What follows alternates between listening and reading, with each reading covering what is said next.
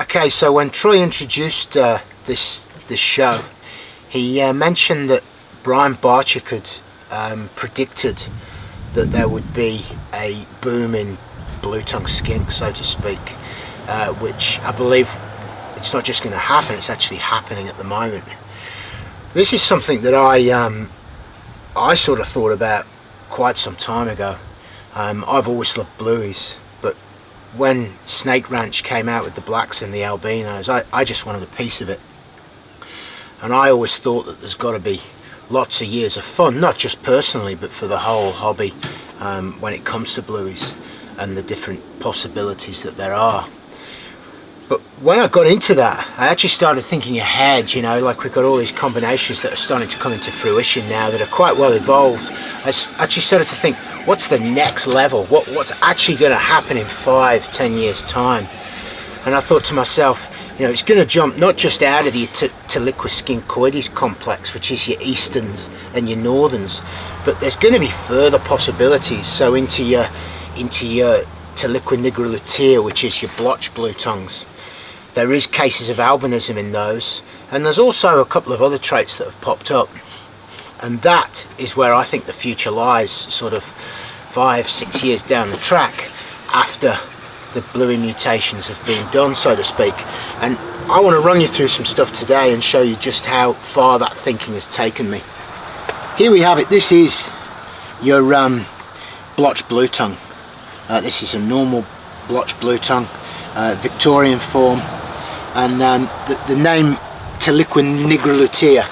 Nigra is the Latin for negro meaning black, lutea meaning yellow, and that's what these animals have on them. You know, it's black and yellow, and that was their first description. So, and these themselves, I think, in many ways, are the king of all the blueys. They sort of have a few shingleback traits, but they also have sort of the standard Teliquiskincoides traits, and for me that makes them, you know, just mind-blowing when it comes to their temperaments and how they behave and so on. A few years into my blue tongue breeding, I came across this fella. Now this was given to me by Dave Masika and the late Rob McCarthy, and this is a striped individual. This is a Vic alpine animal, and as you can see, it's actually in slough, which sort of takes a little bit of the shine out of it, but it's got pretty much unique stripes all the way on the animal from head to toe, and it seems to have sort of pinstriping on the belly and so on and so forth. Now I thought, what could I do with this, you know, like how could we bring that out and make it better? So what I did was I paired that to a normal blotchy, and what came out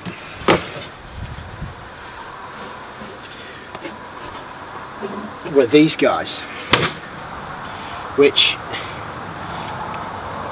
have, if you like, the starts of stripes. It's like a partial striping. Some would say they look normal, some would say they've got partial striping. I think that they've started to show a stripe sort of appearance to them, which made me think, geez, that's going to be a line bred project that's going to take years and years to perfect.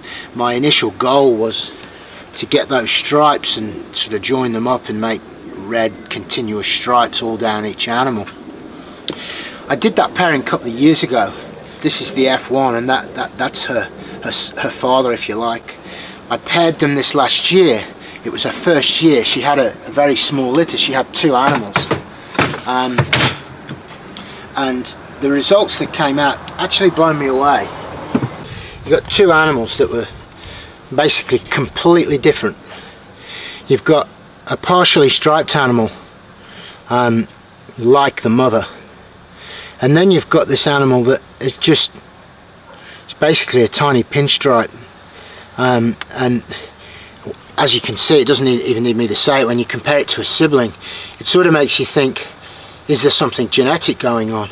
Especially now that we're pairing related animals, you've actually got the chance of this trait having some kind of recessive mode, which makes me think that potentially you've got visual hets with your partial striping in a codom sense, and then you've maybe got a super form here with this pinstriping.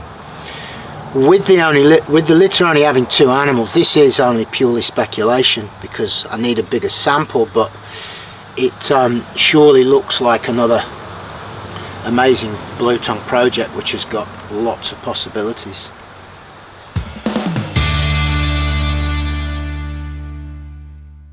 Okay, so we've covered off striping within blotchies, and as you'd agree, the potential in those is something that really seems endless to me. The next trait that I want to cover is what I believe to be an Axanthic blotchy. Now, every now and again you see an animal and you think, oh, that could have something, you know, oh, I would love to work with that to see if, to try and prove it out, to see if there's something in it. But then also every now and again you see an animal where you look at it and you go, that almost doesn't even need proving out, because that is fucking sensational. Like, that to me screams a genetic mutation. And of course, yes, it will be proven out, but when you take a look at it and you see the lack of yellow and the lack of orange and the markers that I've already proven to be a marker for axanthism or anery, of having the jet black eyes, which you can see when compared to this other animal here. You can see the orange pigment in that one and the jet black eyes in that one. For me right there, you're sitting on a recessive mutation. As I alluded at the start of this piece on Blotch Blueys, we alluded that normal Blueys are the future, it seems, in terms of mutation reptiles. But on top of that, it's going to get to a sort of finite point, and these guys are going to take over. They're going to offer something entirely different. And I think what you're seeing right here will be the nucleus for that.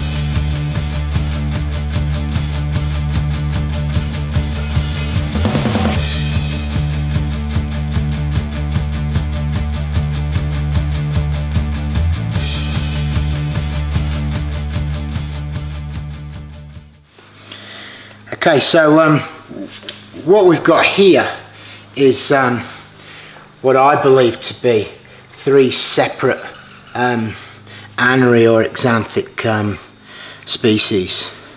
The first one we've touched on, this is proven. This is anery Kimberley, and this is what I used and proved out to make the snow. Secondly, we've got this guy, which we've already looked at. This is the Blotchy, but has exactly the same markers as the Kimberley. So yes, it will be proved out, but it screams that it's the same trait with the black eyes.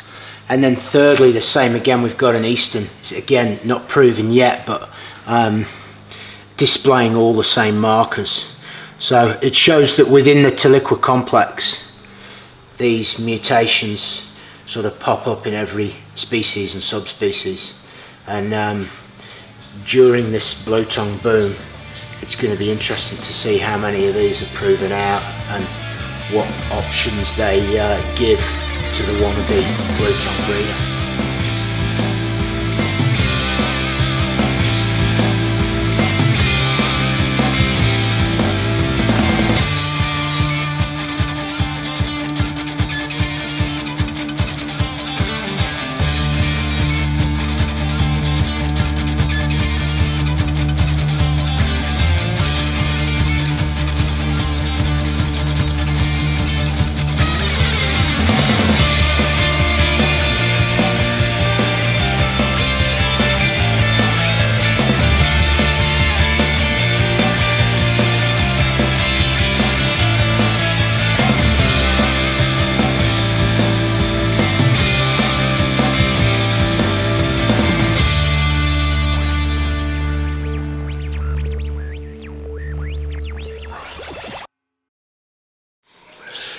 Well, there you go, guys. I hope you got something out of it. Thank you so much, Joe, for having us up here, mate. Awesome animals, awesome species, lots of stuff happening. We're going to try and get up here more and do some more filming with Joe. These animals, you tell us, are these animals the next big thing that it's about to explode? Whereabouts can the people find you, mate? You on Instagram, Facebook? Yeah, follow me on Instagram. I've just sort of kicked that off. I've never really used Instagram. Definitely on Facebook. That page has got all the history right the way from day dot. I've got a website which is bluetonguelizard.com.au. Yeah, so hit me up in any of those locations. Yeah, I'm there. I've always been there with these guys from day one. I'll be there during the boom, and I'll be there after the boom. So me and the Blueys go way back, and we'll always be there. Nice. And that goes for the Blueys. Yeah, that's right. That goes for the same for you guys. I've known you guys since the start of this journey. You knew me when I probably only had 2 or 3 Blueys, and I remember you kicking off your magazines and all that kind of stuff, and it's been good to share this journey with you guys. So appreciate thanks it, mate. Troy, and thanks Denver in the background. Appreciate it, mate. And thanks to the viewers. Cheers. Thanks, guys. We'll catch you on the next one.